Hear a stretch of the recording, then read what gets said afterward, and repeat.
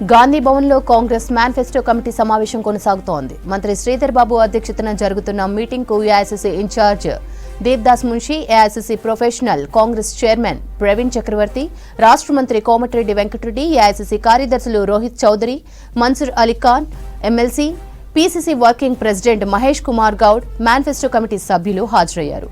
Parliament ఎన్నికల టైంలో అన్ని రాష్ట్రాల్లో పర్యటించి అభిప్రాయ సేకరణ చేస్తున్నారు ఏఐసీసీ నేతలు. మరిన్ని డీటెయిల్స్ కంచి రాజు అందిస్తారు. రాజు, కాంగ్రెస్ మీటింగ్ అప్డేట్స్ ఏంటి?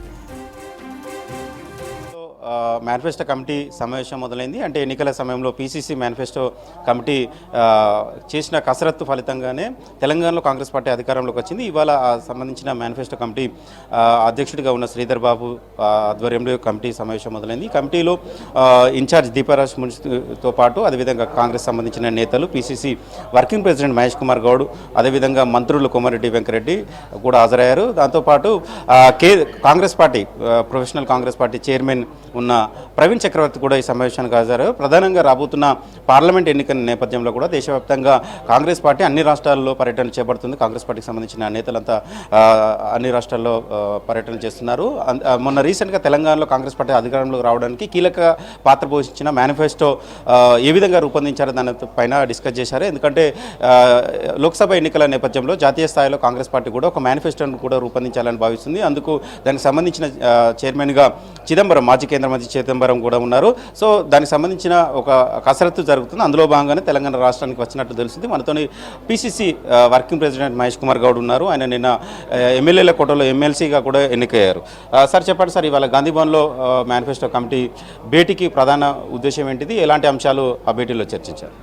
గత అసెంబ్లీ ఎన్నికల్లో శ్రీధర్ బాబు గారి అధ్యక్షతన మేనిఫెస్టో కమిటీ చాలా లోతుగా కసరత్తు చేసి చాలా వరకు జిల్లాలు తిరిగి ప్రజల నుంచి వచ్చినటువంటి స్పందనని, ప్రజల నుంచి వచ్చినటువంటి సలహాలు, సూచనలు తీసుకొని మేనిఫెస్టో రూపొందించడం జరిగింది. 6 గ్యారెంటీలు కూడా మేనిఫెస్టోలో భాగమే. మేము ఎన్నికలకు ముందు అసెంబ్లీ ఎన్నికలు తీసుకొచ్చినటువంటి మేనిఫెస్టోని రాష్ట్ర ప్రజలు నమ్మినారు. వారు నమ్మినారు కాబట్టి కాంగ్రెస్ పార్టీ అధికారంలోకి వచ్చింది. సో ఆ మేనిఫెస్టో గత ఎన్నికల్లో మేము అధికారులు రావడానికి శ్రీధర్ బాబు గారు అధ్యక్షతన జరిగినటువంటి మేనిఫెస్టో రూపకల్పన చాలా దోహదపడ్డది. ఇవాళ పార్లమెంట్ ఎన్నికలు కూడా అసెంబ్లీలో ఏ విధంగా అయితే ప్రజలు మాకు నమ్మి ఓటేసినారో, మేము ఏ విధంగా అధికారంలోకి వచ్చినామో అదే రకంగా రేపు కేంద్రంలో కాంగ్రెస్ పార్టీ అధికారులు రావాల్సిన అవసరం ఉన్న దృష్ట్యా దానికి దోహదపడేందుకు తెలంగాణలో ఉన్నటువంటి 17కి 17 స్థానాలు గెలుచుకుంటాము. ఈ 17 స్థానాలు గెలుచుకొని రాహుల్ గాంధీ గారికి కానుక ఇస్తాం. ఈ 17 రేపు దేశంలో కాంగ్రెస్ పార్టీ అధికారం రావడానికి ఉపయోగపడేటువంటి అవకాశం ఉంది. కాబట్టి తెలంగాణ రాష్ట్రంలో పార్లమెంట్ ఎన్నికల్ని ప్రతిష్టాత్మకంగా తీసుకున్నాం. ముఖ్యమంత్రి గారు, డిప్యూటీ ముఖ్యమంత్రి గారు, మా ఇన్ఛార్జ్ దీపాదాస్ మున్షి గారు దీని మీద ప్రత్యేక శ్రద్ధ పెట్టినారు. ఇవాళ అందుకే శ్రీధర్ బాబు గారి అధ్యక్షతన మీటింగ్ జరుగుతూ ఉంది. రేపటి రోజున పార్లమెంట్లో ఎన్నికలకి అనుసరించాల్సిన వ్యూహం, కేంద్రంలో ఇచ్చిన మేనిఫెస్టో కమిటీతో పాటు రాష్ట్రానికి అవసరమైనటువంటి కొన్ని అంశాలని కేంద్రం తీసుకొచ్చే మేనిఫెస్టో కమిటీలో పొందుపరిచి తద్వారా తెలంగాణకి రావాల్సిన ప్రాజెక్టులు కేంద్ర ప్రభుత్వం తీసుకురావచ్చే విధంగా మా ప్రయత్నం ఉంటుంది. అంటే ఇవాళ జరిగిన సమావేశంలో ప్రధానంగా పార్లమెంట్ ఎన్నికల నేపథ్యంలో రూపుదిద్దుకోబోతున్న మేనిఫెస్టోకి సంబంధించి తెలంగాణ నుంచి వెళ్ళి ఎలాంటి అంశాలు మేనిఫెస్టో ఉండాలని మీ అభిప్రాయం వ్యక్తం చేశారు. అంటే తెలంగాణ ఇచ్చిన పార్టీగా కాంగ్రెస్ చెప్తూ వస్తుంది. మరి ఇప్పుడు తెలంగాణలో కూడా అధికారంలోకి వచ్చింది. విభజన చట్టంలోని హామీలను కావచ్చు, అదేవిధంగా మరేమన్నా ఇతర అంశాలు ఏమన్నా ఇవాళ చర్చలోకి వచ్చాయి? సో అందుకే ఇవాళ జరిగే మీటింగ్కి ప్రాముఖ్యత ఎందుకంటే ప్రవీణ్ చక్రవర్తి గారు, మా strategy and analytic department chairman గారు కూడా వచ్చినారు. సో వారికి రావడానికి ప్రాధాన్యత ఏంటంటే మేము ఇవాళ ఇచ్చేటటువంటి సలహాలు, సూచనలు రేపు కేంద్రంలో కాంగ్రెస్ పార్టీ ఇచ్చే మేనిఫెస్టోలో భాగమయ్యే అవకాశం ఉంది. ముఖ్యంగా కాంగ్రెస్ పార్టీ తెలంగాణ ఇచ్చినప్పుడు చాలా అంశాలని విభజన హామీలుగా మనం చట్టం రూపంగా తీసుకొచ్చినాం. కానీ 9.5 ఏళ్లలో ఇక్కడ టీఆర్ఎస్ ప్రభుత్వం ఎప్పుడు కూడా హామీల గురించి అడగలేదు. కేంద్రంలో ఉన్న బీజేపీ పార్టీ కూడా ఎప్పుడు కూడా హామీలు ఇస్తామని మాట చెప్పడం జరగలేదు.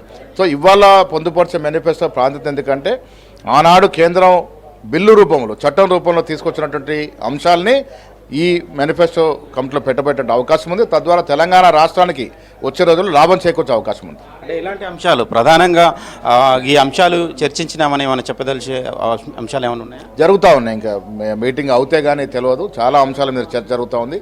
చాలా ఇన్పుట్ సభ్యులు ఇస్తూ ఉన్నారు. రేపు కేంద్రం చిదంబరం గారి నేతృత్వంతో తీసుకొచ్చేటువంటి మేనిఫెస్టోలో కూడా ఈ అంశాలన్నీ కూడా భాగం కాబోతూ ఉన్నాయి.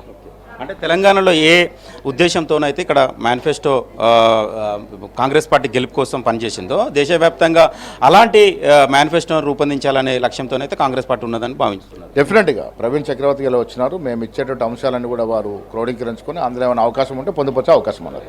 Thank you. సో మొత్తానికైతే కాంగ్రెస్ పార్టీ తెలంగాణలో అధికారంలోకి రావడానికి మేనిఫెస్టో చాలా కీలకంగా పనిచేసింది. ఇక్కడ 6 గ్యారెంటీలు కావచ్చు, అదేవిధంగా చాలా అంశాలను మేనిఫెస్టోను పొందుపరిచి ఒక మేనిఫెస్టోని ఇక్కడ విడుదల చేసింది. ఇక్కడ తెలంగాణ ప్రజలు కాంగ్రెస్ వైపు మళ్ళీ కాంగ్రెస్ ప్రభుత్వాన్ని అధికారంలోకి తీసుకొచ్చారు. సో అదేవిధంగా దేశవ్యాప్తంగా కూడా త్వరలో పార్లమెంట్ ఎన్నికలు జరగబోతున్నాయి కాబట్టి అన్ని రాష్ట్రాలలో కూడా ఆయా రాష్ట్రాలకు సంబంధించిన ముఖ్యమైన అంశాలను జాతీయ కాంగ్రెస్ పార్టీ విడుదల చేయబోయే మేనిఫెస్టోలో పొందుపరచాలని భావిస్తుంది. ఇప్పటికే అన్ని రాష్ట్రాలలో పర్యటన కూడా కొనసాగుతున్నాయి. అందులో భాగంగానే తెలంగాణకు ఇవాళ Congress party professional Congress party chairman Praveen Chakravarthy వచ్చినట్టు తెలిసింది. ఆయనతోని ఇక్కడ తెలంగాణకు సంబంధించిన మేనిఫెస్టో కమిటీ భేటీ అయింది. చాలా సుదీర్ఘ అంశాలు చర్చిస్తున్నారు. ఇప్పుడు కూడా ఆ కమిటీ కొనసాగుతుంది. అయితే ప్రధానంగా తెలంగాణ ఏర్పడే సమయంలో అంటే ఉమ్మడి రాష్ట్రం విభజన జరిగిన సమయంలో అప్పుడు ఉన్న కాంగ్రెస్ కేంద్రంలో ఉన్న కాంగ్రెస్ యూపీఏ ప్రభుత్వం కొన్ని విభజన చట్టాలను కూడా రూపొందించింది. తెలంగాణలో ఎలాంటి ప్రాజెక్టులు చేపట్టాలి, ఏవి ఇవ్వాలి అనే దానిపైన కూడా పొందుపరిచింది. కానీ ఇప్పటివరకు అంటే తెలంగాణ ఏర్పడిన 9.5 ఏళ్లలో ప్రజెంట్ ఉన్న మోదీ సర్కారు విభజన చట్టాల హామీలను ఎక్కడ అమలు చేయలేదు, వాటిని విస్మరించింది అనే అంశాలను కూడా లోపల కమిటీ సమావేశంలో చర్చించినట్లు తెలిసింది. దాన్ని మేనిఫెస్టోలో అంటే కాంగ్రెస్ పార్టీ జాతీయ మేనిఫెస్టోలో కూడా వాటిని చేర్చి దాంతోపాటు మరికొన్ని కొత్త అంశాలను కూడా జోడించి మేనిఫెస్టో విడుదల చేస్తే బాగుంటుంది అనేది కూడా చర్చించినట్లు తెలిసింది. సో మొత్తానికైతే తెలంగాణ మేనిఫెస్టోతో పాటు దేశవ్యాప్తంగా అన్ని అంశాలు అన్ని రాష్ట్రాలకు సంబంధించిన అంశాలను క్రోడీకరించుకొని జాతీయ స్థాయిలో ఒక మేనిఫెస్టోను రూపొందించాలనే లక్ష్యంతోనైతే కాంగ్రెస్ జాతీయ నాయకత్వం కావచ్చు, పీసీసీ కావచ్చు భావిస్తుంది. అందులో భాగంగానే వాళ్ళ సమావేశం కొనసాగింది. తెలంగాణలో 17 పార్లమెంట్ స్థానాలనే మెజార్టీ స్థానాలను కైవసం చేసుకోవడానికి కాంగ్రెస్ పార్టీ ప్రయత్నంలో భాగంగా ఇలాంటి కార్యక్రమాలు ఇలాంటి సమావేశాలు కొనసాగుతున్నాయి. శ్రవంతి.